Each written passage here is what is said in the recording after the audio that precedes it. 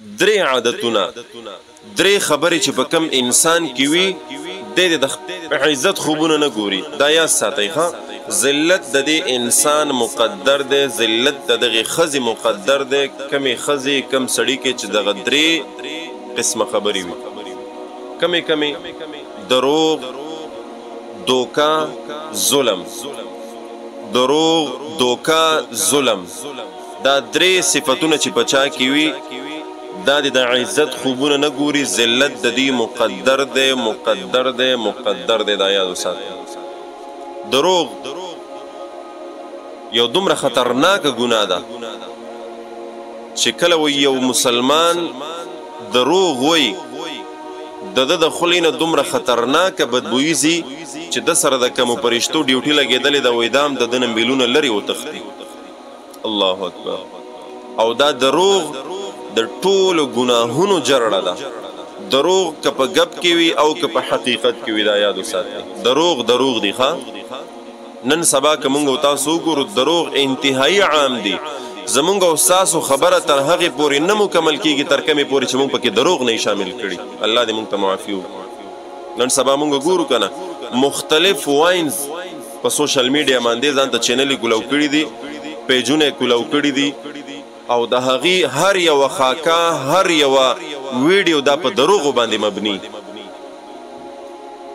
دا خلک ګناهګار دي، دا خلک په دې کې خپل عزت لټي، خدا ذلیل دی. یاد وساتئ دا په دنیا او په آخرت باندې ذلیل دي. په دروغ باندې خلک خندول، په دروغ باندې یو خاکا یو خبره یو ویډیو جوړول چې دی دا ګوره عظیمه ګناه ده. دا یاد وساتئ. تاسو باندې خو یوټیوب د هغه چې کم پیسې دي دنیا دا عارضی شهرت ته دې در باندې سرګي پټې کړې دي، لګیاي بس په دروغ باندې او خاکرا جوړه کوي، قسمونه پکې خوري، دروغ پکې وای او خلک خندوي لګیاي. دا یا ساتي خلک نن خندوي خو خپل اخرت چې ځان ته تبا کوي او اخرت کې با بیا تر اخره پورې جاړي. دا یاد وساتئ. نو مسلمانانو ورونو دروغ نه ځان ساتي، هغه په غب کې وي او که په حقیقت کې وي. ورپسې ظلم دی. ظلم نن سبا د هر سړی چې څومره وس کېږي دی ظالم دی. څوک په خپل کور کې ظالم دی، څوک په خپل بچو باندې ظالم دی، څوک په خپل خزه باندې ظالم دی، څوک په خپل نوکر باندې ظالم دی، څوک په خپل کریدار باندې ظالم دی. خو چې د چا څومره وس کېږي دا ظلم دی. او ظلم دا نه چې ته ټوپک تمانچه راواله او ډز بلوله، دا ظلم نه دی.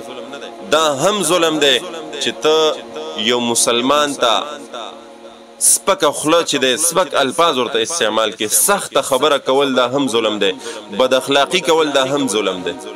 او نن سبا عام دی. څنګه چې ما تاسو ویلې چې د چا څومره وس کېږي دی ظالم دی. او ورپسې دریم نمبر دوکا. دوکا په دې باندې خو به زه سوی منه. دوکا چې دی دوکا دومره عام ده نن سبا چې هر سړی په خپل کاروبار کې چې دی دا دوکا باز دی. هر سړی چې د غریب څومره وس کېږي دوکا کوي او د مالدار چې څومره وس کېږي هم دوکا کوي. پی والا ته که ورشي پی راوړې نو الله دې معافي وکړي. پی به تا ته کم ښکاري، اوبه به پکې ډېرې ښکاري. پی به تا ته کم ښکاري، کیمیکل به ورکې زیات وي. دغه رنګې روټو والا ته لاړ شي نو سایز به یو وي، پیسې به یو طریقې سره واخلي او روټۍ به درته په بله طریقې سره درکړي. ما درته وویلې چې کم طرف ته ځې دوکه عام ده. نن سبا چې هر سړی سر ټکوي که نه او ذلیله دی، د یوې نه دوه کېږي نه او ترقي نه کوي، په زندګۍ کې سکون نشته. نو دوکا، دروغ، فریب، ظلم دا عام دی. مسلمانانو ورونو د دې نه ځان وساتئ. دغه درې خبرې دي خطرناکې، د دې نه ځان وساتئ. انشاءالله العظیم عزت ستاسو مقدر دی. درې خبرې چې په چا کې وي دوکا، ظلم، دروغ، عزت نشته.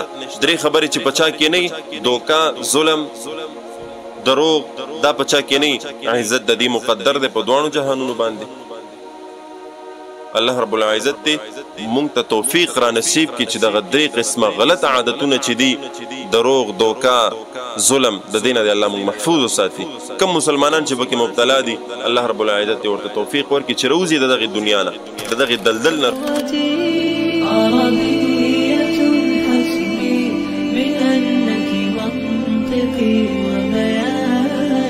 عربية قلبي وروحي